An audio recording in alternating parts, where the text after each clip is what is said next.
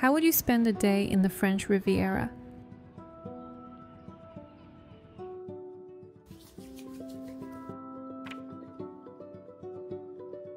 I was hooked on a dating show called Offline Love and decided to visit Nice, where the show took place.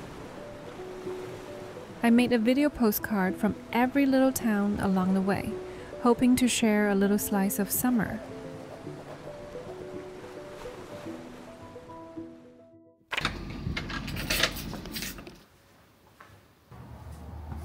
The first postcard is from Nice.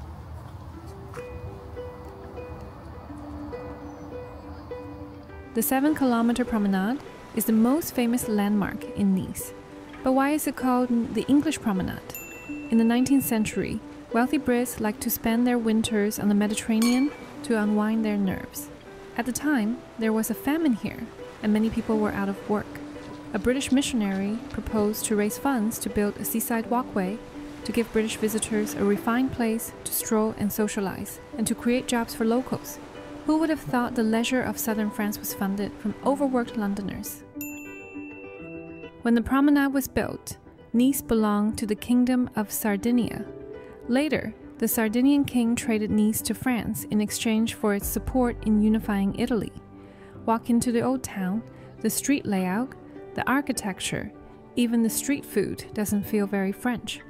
Less Parisian elegance, more Mediterranean vibrance and ease. Markets still seem to be part of everyday life in Nice. There's a produce market 6 days a week. On Mondays, it becomes an antique market. The midday sun is unrelenting. Many vendors set up small tables, a bottle of wine, a plate of fruit, a few small dishes, and a picnic is made. Even while working, they're still enjoying themselves. What a lovely state of mind. Beyond the old town, there's a crafts market too. Sadly, my spirit to acquire melt in the heat, but it's still nice just to soak in the vibe.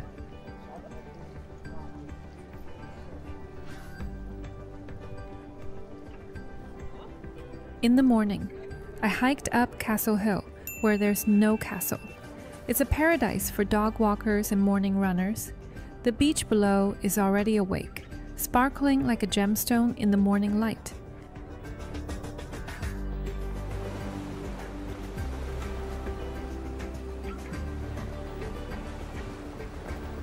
Let's have breakfast at a little cafe and finish a whole basket of fresh strawberries in one go.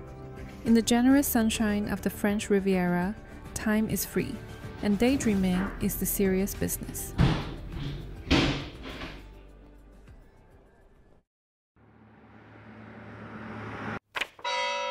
The 8 a.m. bell rings. I'm already at the village gate, finishing my daily fresh croissant. The second postcard is from Saint-Paul-de-Vence, a hilltop village built of stone. Its thick, high walls were essential for survival in medieval times. Its height wasn't for scenic views, but for its defensible location. Warfare changed, railways connected the Côte d'Azur to Paris, and this place became a bohemian paradise. Marc Chagall settled here to paint, Picasso came to eat and drink at the village tavern, and casually left behind a few paintings. Matisse, in the neighboring town of Vence, designed the Rosary Chapel. Besides painters, this was also a place for intellectuals to gather across the south of France. Sunlight climbs the walls and ivy, gilding the cobblestone paths in gold. Shops haven't opened yet, but you can occasionally hear chatters from upstairs windows. The village's magic lies in the details of its doors and windows, in the free-growing plants in old pots, in the light and shadow dancing on the worn stone walls, and in the relaxed cats lounging at street corners.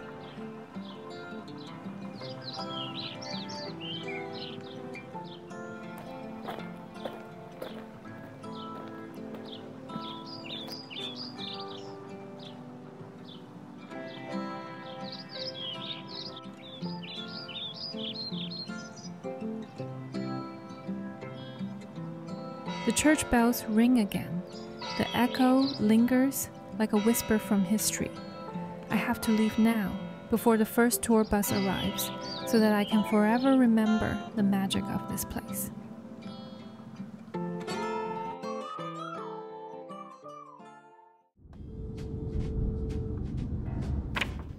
Morning in Antibes is a blend of scents from olive oil, lavender, and summer produce. The market is lively but not crowded. Zucchini flowers are as delicate as bridal bouquets. Each berry sparkles like a gemstone. Even the tomatoes look extra tempting. Freshly made socca is the highlight of the market today. A thin South French pancake made from chickpea flour, golden and slightly crispy, wrapped in a piece of paper. Tearing off a steaming hot corner, salty and fragrant, this is the tastiest memory of the south of France. Antibes is famous for two things: the world's first Picasso museum and a bay filled with billionaire super yachts. But here and now, I don't want to check off landmarks. I just want to space out on a little beach behind the old town and soak up a local midday moment.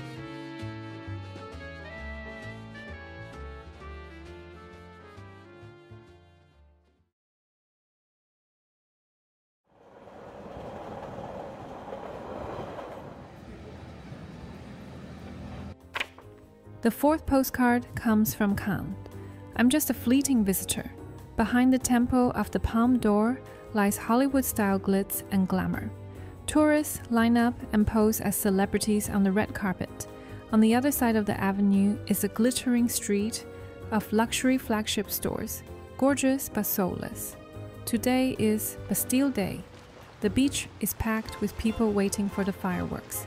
Did you know every grain of sand on the beach here was shipped in from elsewhere? Truly, the sister city of Hollywood, 200% artificial. Dinner reservation was set on the pier, and 70% of the customers seemed to be Americans. The sea breeze was gentle. The twilight was perfect. The scene looked like a travel commercial, but reality is always messier than the picture. The restaurant was terribly understaffed. Service was slow, and when it came time to pay, the card readers all went offline. It felt like scenes cut out of a movie. On the public beach, people were eating and drinking on picnic mats, occasionally dipping into the sea for a cold night swim. The fireworks of Bastille Day began with a moment of silence for the victims of the Nice terrorist attack. Under the night sky of southern France, people used fireworks instead of gunpowder to echo the smoke of history with celebration. Since the storming of the Bastille was the beginning of the French Revolution, I always thought it was an impenetrable fortress. But I later learned there were only 7 prisoners inside, and it was a symbolic victory. In that moment, French history felt very French. So let's lose ourselves in this history and enjoy the fireworks for a bit.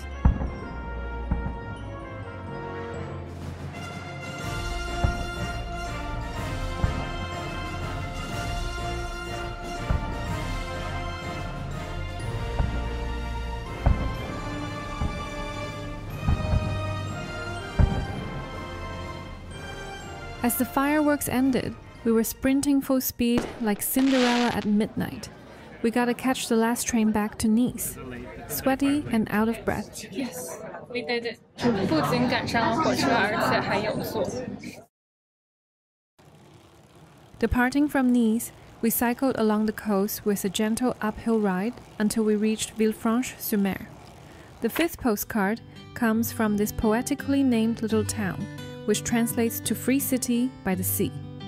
Passing through a vaulted passage built in the 13th century, once used as a military corridor and an emergency escape route for residents. It remains intact today like a tunnel through time. The old town buildings resemble Venice in style. With shops below and homes above, you can hear people upstairs cooking and chatting when walking through the alleys. It feels so lively. The town is built into the hills, with winding narrow paths, and every cobbled stairs leads to the sea.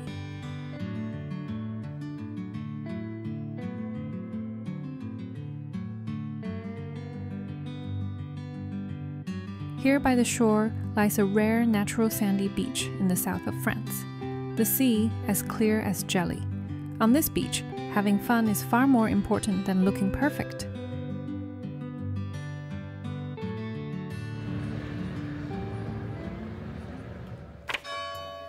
The 6th postcard comes from Ez. In Offline Love, the most magical date happened here. In 1883, Nietzsche conceived Thus Spoke Zarathustra on a trail from the sea to the mountaintop village. It has authentic medieval charm and also a dense crowd of tourists. We came to the restaurant in a chateau to celebrate Bento-san's birthday, mostly for its terrace with a stunning view.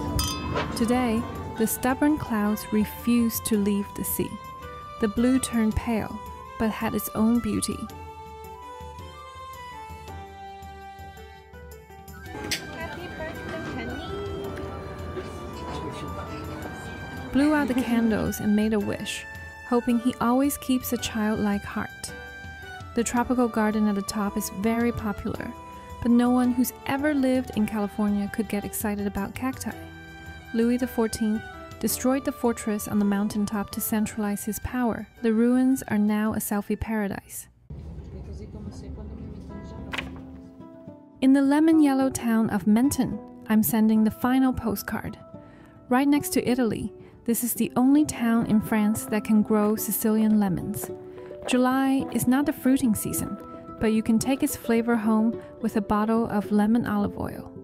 In the old town, homes are as close as the neighbors are. 2 old ladies stood on their balconies chatting across the air. It reminded me of my childhood. The most beautiful view of Menton is from a part of the bay facing the old town, but no one seemed to care much about the view. Teenagers played beach volleyball with so much energy. I quietly observed beach life from the sidelines as I forgot my swimsuit. Next stop, I'll carry the lightness of the French Riviera and head for the purple fields of Provence. Remember to check your mailbox for the next postcard.